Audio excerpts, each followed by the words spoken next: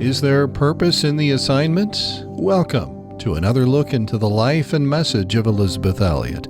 She called us to live to a higher standard each day, not to be satisfied with a shallow substitute, a little religion, when we could have God's best for our lives. As this series continues, we'll hear from family, friends, and others, all influenced by Elisabeth's life and message. We continue our extended series about Jim Elliot and Operation Alca and other events in Elisabeth's time in Ecuador. Today we feature two Gateway to Joy programs. The first, Program 119, originally aired in March of 1989, A Good Reason for Living. Also that same month, A Divine Appointment, number 120 in the series. Joining us today, the president of the Elisabeth Elliot Foundation, Reeg.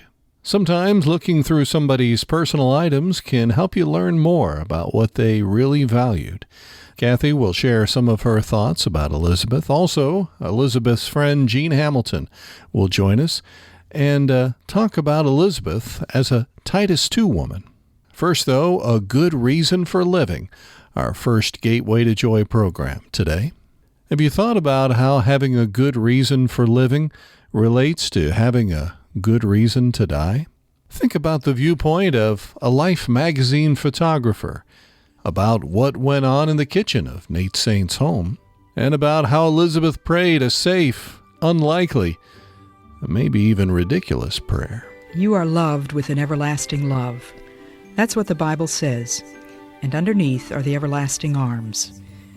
This is your friend Elisabeth Elliot, talking with you this time about a good reason for living. Last month, we told the story of one of the 5 men in Ecuador who gave their lives in attempting to reach a tribe of Indians called the Alcas. I wanted to read you the story as seen from the standpoint of a Life magazine photographer by the name of Cornell Kappa. Cornell was asked to go to Ecuador as soon as the word had reached New York that 5 American men were missing. Nobody knew whether the men were dead or alive, and so Cornell immediately hopped the first plane that he could, came to Ecuador, and spent several days until the bodies were discovered. The Air Force Rescue Service from Panama had come down to attempt to rescue these men, and this is Cornell's story as he told it later on. The Air Force Rescue Service's helicopter landed, and I jumped out just as the rescue party was taking the last body to a common grave. The atmosphere was fantastic. Nervous hands fingered triggers, and eyes were trained on the oppressive wall of jungle. I did not have to ask why. A storm came on with tropical suddenness. Rain fell in buckets. Dim figures moved through an eerie light. Grim and weary missionaries looked for the last time at their friends, whose bodies they could no longer identify. One of them said, "It's better this way. I feel less miserable." There followed our homeward trek through Alca territory. The canoes, overloaded, leaked at the slightest movement, and I sat like a protective mother hen, shielding my cameras from the water. Major Malcolm Nurnberg, an American Air Force attaché from Quito, led the party, with his carbine poised at all times out of the danger area. At the missionary base of Shelmera, 5 women were waiting for our return. Through radio communication, they knew that all was lost, but they wanted to be told in minute detail everything that had happened. Dr. Art Johnston, who was in the rescue party, spared them nothing as he faced them in the kitchen of Nate Saint's home. Their faces were drawn and gaunt, but there were no complaints, no self-pity. I flew back to New York, carrying with me the pictures of Operation Alca taken by Nate Saint. Among them was the last strip of film developed out of his camera that had been found in the river. It showed the 3 Alcas of this hitherto unphotographed tribe.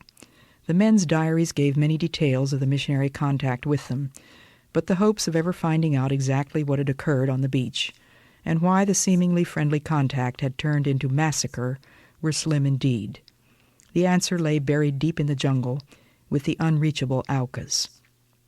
For me, at least, Cornell's story goes on, the story seemed to have come to an end. The widows believed that their husband's death was not the meaningless tragedy it appeared to many. No thoughts of revenge crossed their minds. On the contrary, they felt with an increased sense of urgency the need to bring their message of love and redemption to the Alcas.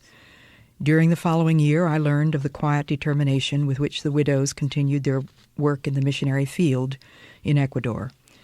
Marge Saint and Mary Lou McCulley, with 3 children each, moved to Quito to work in missionary headquarters. Elisabeth Elliot and Barbara Udarian stayed in the jungle with their small families, working among the Quichua and Jibaro Indians. I decided to visit them again and try to understand the urge that lay behind their extraordinary dedication. The peace of soul, the mental and physical security shown by all those I had visited defied my comprehension. They never stopped praying and hoping that one day the Alcas might make their first hesitant steps to the outside world. I visited Elisabeth Elliot at the Quichua mission station of Shandia.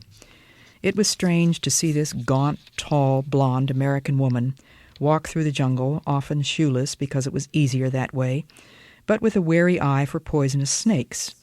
With her, also barefoot, went her daughter Valerie, a tiny, ethereal creature who seemed to walk not on the earth, but slightly above it.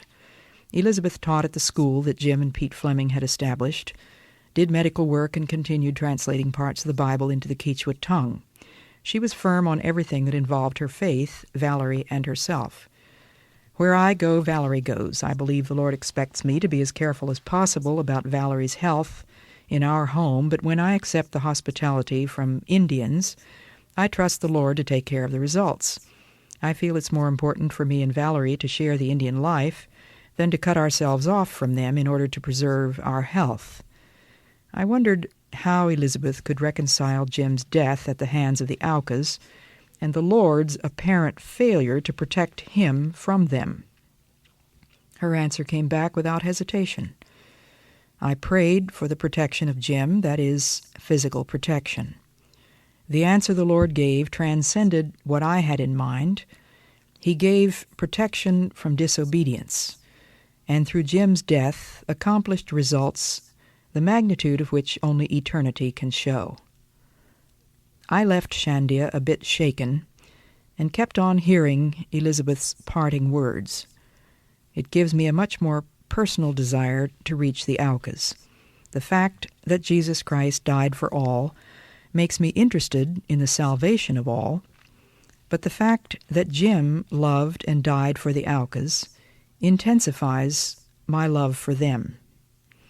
That's the end of Cornell Kappa's account of what he saw when he came to Ecuador to cover the story for Life magazine. Incidentally, I do keep up with Cornell Kappa. I see him every now and then. About a year ago, we visited him again in New York. He's still a photographer. He's the director of the International Museum of Photography on Fifth Avenue. And I don't think he's ever quite been able to get out of his mind that missionary story. He had never heard of missionaries before, could not imagine what 5 American men would be doing among a tribe of savages unless they were anthropologists, so the story held all kinds of interest for him. As he says, I went back to work on my station called Shandia, the place where Jim and I had been working together, and I followed that piece of advice from an old English parsonage, do the next thing. I'm told that that's the motto that's carved, I think, over the door of an English parsonage down by the sea. I went back to do the next thing. There was plenty to do, believe me. I prayed at that time a prayer that seemed rather absurd at the time. I said, Lord, if there's anything that you want me to do about the Alca Indians, I'm available. Supposing that it was a very safe prayer. Ever prayed any prayers like that you really had no intention that God should answer? Well, I guess that's really the way I was praying. I thought, I belong to him, I'm his servant, I'm a missionary, maybe he wants me to go to the Alcas, but it's very doubtful. But anyway, Lord, here I am if there's something you want me to do. And Jesus said, take no thought for tomorrow. I don't think he meant don't plan your grocery list, don't make provision for your children, don't buy insurance. But what I do think is pretty clear in the passage is that Jesus meant do not worry. Don't be anxious about anything, and don't take on the burdens of tomorrow. Those are really none of your business. If you take on tomorrow's burdens, you won't have strength enough to carry out the work that I have assigned you for today. That's what I thought God was saying to me, so I stuck to the practical and the immediate, the real reasons for my missionary work. The real reasons for my missionary work were the real reasons for my living at all. What do you live for? Whose are you? What is the real reason that you're doing the work that you are doing today? Is it money? Is it because there's nothing else to do? Is it boredom? Is it fun? The real reason for living ought to be a good reason for dying. I knew whose I was. I was not my own. I belonged to God. He had paid a price for me, the price of his own blood. I am not my own. I am bought with a price. So my reason for living is for him, to do his will, to learn to know him. My reason for missionary work was obedience. And so that's why I went back to Shandia. I was not there to do my own thing. I was there to do his thing, and it hadn't changed.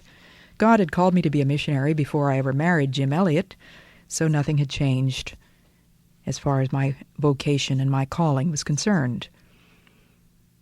The verse that I had often quoted to people who asked why those 5 men had gone into savage territory was 1 John 2:17. The world and all its passionate desires will one day disappear, but the man who is following the will of God is part of the permanent and cannot die.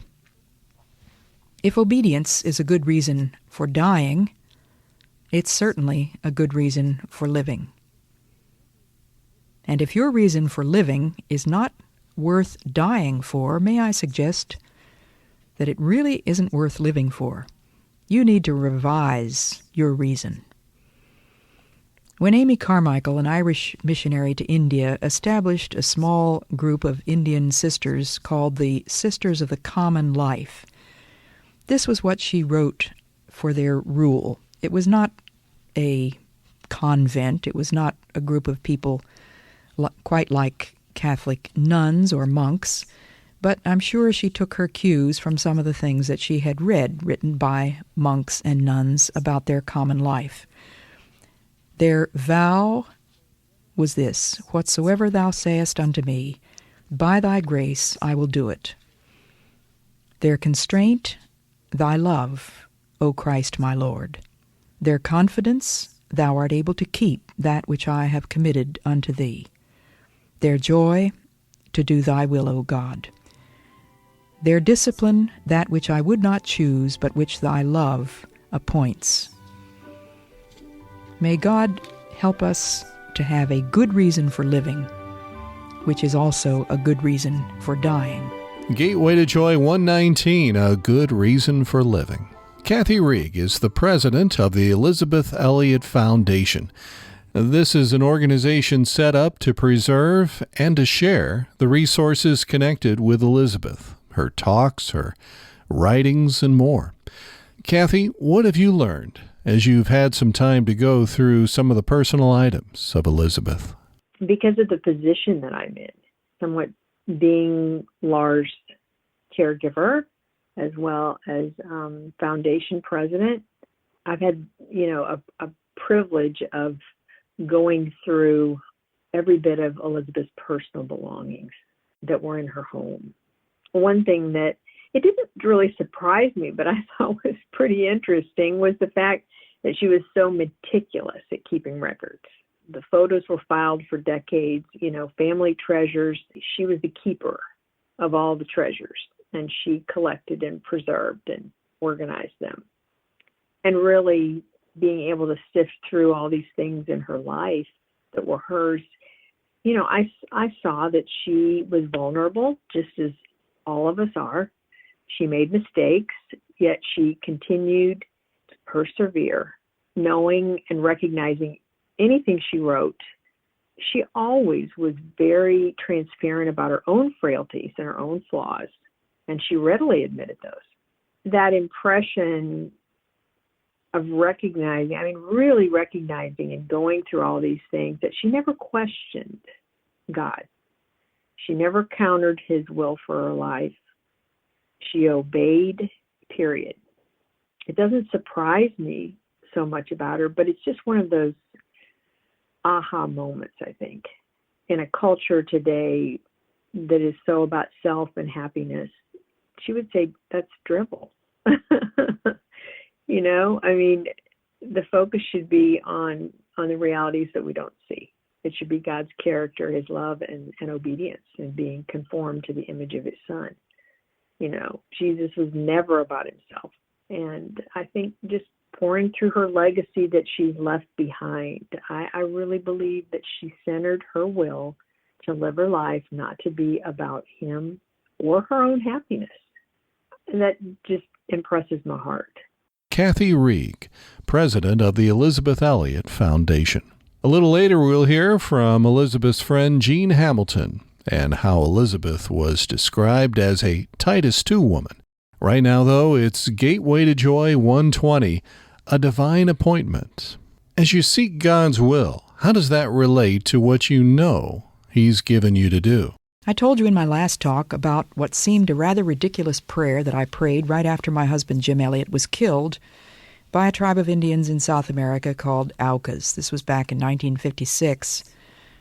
And because he and the other 4 men had attempted to take the gospel to these people and had failed in that attempt, I prayed this seemingly absurd prayer. I said, Lord, if there's anything you want me to do about those Alcas, I'm available. I really didn't expect God to answer a prayer like that. And when we find that we need God's guidance for something, the best way to find that is to stick to what you know God has given you to do. I think if you stick to the given in order, then you will be able to recognize new orders when they come.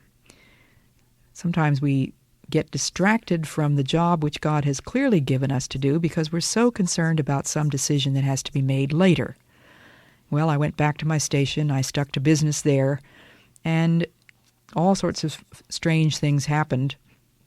During the next 2 years, I got piles and piles of mail from people who had read the stories in Life magazine and in the Reader's Digest, and also the book that I had written called Through Gates of Splendor, giving me all kinds of suggestions about what really ought to be done next about those Alca Indians. I had letters from people telling me the mistakes that the 5 men had made, why they got killed. I had anthropologists and psychologists giving me their theories and their recommendations and their prescriptions. I had people who had read the encyclopedia to find out what the savage mind is like. One lady wrote to me and she said, please write out the 10 commandments on a piece of paper and drop them to the Indians from the airplane. She didn't tell me what language they should be written in or how these people were going to read them. Another dear soul sent me $60 to buy Bibles for the Alcas, not realizing, of course, that the Alcas not only didn't have any Bibles, the Alcas didn't even have a written language, nor had they ever heard of such a thing as writing. So there were methods, means, materials, and specific directions galore. But would there ever be such a time? Would such a time ever come when God would actually want me to go in there? I had to keep my mind on today's work. In May of 1957, Johnny Keenan, one of the pilots that was carrying on the work that Nate Saint had begun with Missionary Aviation Fellowship in Ecuador, invited me to fly with him as he was making gift drops over Alca territory. This was certainly the thrill of a lifetime. These were the people who had killed my husband, and yet I didn't hate them, I loved them, and I certainly hoped that somebody someday would be able to take the gospel to them. And here was just one little thing that I could do which might contribute something toward that end. And so we flew together in the little tiny plane. Johnny had taken the door off, and I was strapped in very securely next to that door, but I could look straight down quite a few hundred feet to the ground as he dropped the parachute with gifts for these people. And there I could actually see the face of a young man who had had what appeared to be a friendly contact with the 5 men just before they were killed. Not knowing his real name, the 5 missionaries had nicknamed him George. There was George. We were flying low enough so that I could actually see his face. He grabbed the package, tore it open, found a hamburger with a bun. He wolfed it down. Well, I can hardly describe the feelings that I had then, but I had been reading the 60th Psalm. O God, thou hast cast us off and broken us. Thou hast been angry and rebuked us cruelly. Thou hast made the land quake and torn it open. It gives way and crumbles into pieces. Thou hast made thy people drunk with a bitter draught. Thou hast given us wine that makes us stagger. That first section of the psalm certainly described some of my feelings when my husband was taken away. I felt rebuked, crumbled. I felt that God had given me a bitter drink. And yet the psalmist goes on, and at the end of the psalm, this is what he says: Who can bring me to the fortified city? Who can guide me to Edom? Since thou, O God, hast abandoned us, and goest not forth with our armies. Grant us help against the enemy, for deliverance by man is a vain hope. With God's help we shall do valiantly, and God himself will tread our enemies underfoot. I sort of took those verses as not exactly a promise, but maybe a hint that God was going to take me to that fortified city, that forbidden, savage territory of the Alcas into which no one had ever gone and come back out alive. My husband and the other men that were killed were just among a number of people who had attempted to reach those people, and none had ever been heard from again.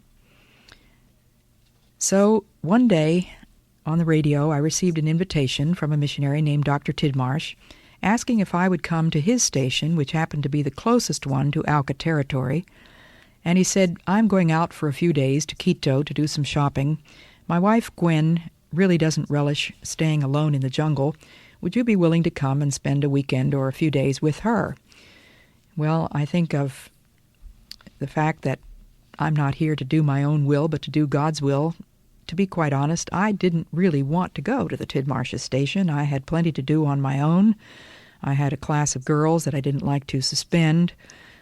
I was teaching them to read, but I said, well, I'll pray about it, and I did pray about it, and it seemed that the Lord was telling me to go.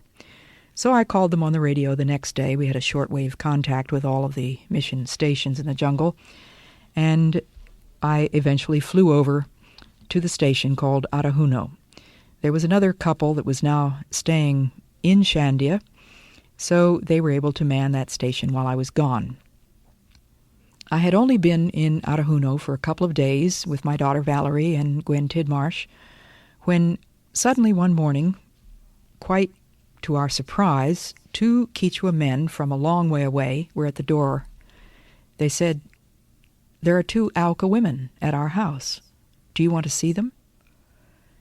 I had about 5 minutes to make up my mind. I had given word to these people, the Quechuas who lived nearest to Alca territory, that if ever any Alcas were seen, that they should get word to me. Little could they imagine that they were actually going to find me in person at the station called Arajuno. They were just coming there to send word by radio to me. Yes, I said, I want to see them. So very quickly, having practically no time to really think, I threw a notebook and pencils and a snakebite kit and some soap and a change of clothes and a blanket and some insect repellent into an Indian carrying net and set off with these 2 Quechua Indians. Gwen had offered to take care of my daughter Valerie, so she stayed behind. We hadn't gone more than about 1 mile when the 2 Indians turned around and looked at this foreign senora coming along the trail behind them, and they said, "You think you can make it?" Well, I had been on many trails many times before, but I guess they'd never seen a foreigner make it on one of these trails. The trails were rather rugged, may I say. They were narrow, maybe 1 foot wide. They often had rocks, mud. They crossed rivers. And as we went along the trail, every once in a while the 2 Quichuas, who were quite edgy, and one of them had a gun over his shoulder, he said, "You know, the Alcas walk these trails too. You see that flattened grass over there, Senora? That means that some Alcas were lying here just last night. You see that hollow place there? That's where an Alca made a camp." And I sort of made fun of what they said. I said, "Alcas, I think that flattened grass is just because of a wild pig." And one of them said, "Wild pig. This woman doesn't know anything." As I traveled along the trail, I was thinking about Jim, because I was nearing the territory in which he had been killed. For some reason, the old Negro spiritual came to mind. I won't have to cross Jordan alone. I thought I might be walking into the same kind of a situation that Jim walked into. I had no way of knowing. Finally, after 6 hours on that trail, we arrived at a little clearing on the Oglan River where these 2 Indian men lived. There, before my eyes, were 2 real, live Alca women.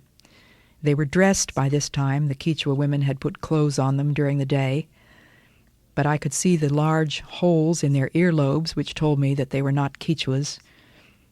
I couldn't speak a word to them. They couldn't speak a word to me that I understood, but they didn't know that I didn't understand. They talked away. They looked at my matches. They'd never seen anything like that. I showed them my flashlight, my watch. One of the Indians showed them a cigarette and tried to get them to smoke it. We got them to taste salt. These were all brand new experiences. We sang, and they sang their very strange song of 2 notes. The Quichuas were afraid when they heard them sing. They said, "They're casting a spell." They kept their guns and lances ready in case the Alcas should come out and kill us. They said, "Perhaps they're going to do the same thing to us that they did to your husband and the rest of the men." During the night, suddenly the dogs barked. The men jumped to their feet with guns and lances ready. "You're a decoy, Senora. They've just brought you down here in order to kill us all." But that night I found peace in my soul. I found that one of the Alca women, the next morning, she was shaking with chills and fever. I happened to have some malaria pills with me. I gave her one of the pills. To my amazement, without any hesitation, she swallowed it with some water. How did she know I wasn't trying to kill her? She trusted me. Perhaps that was part of God's answer to prayer. The men went out to work the next morning for a couple of hours, but everybody was restless and apprehensive.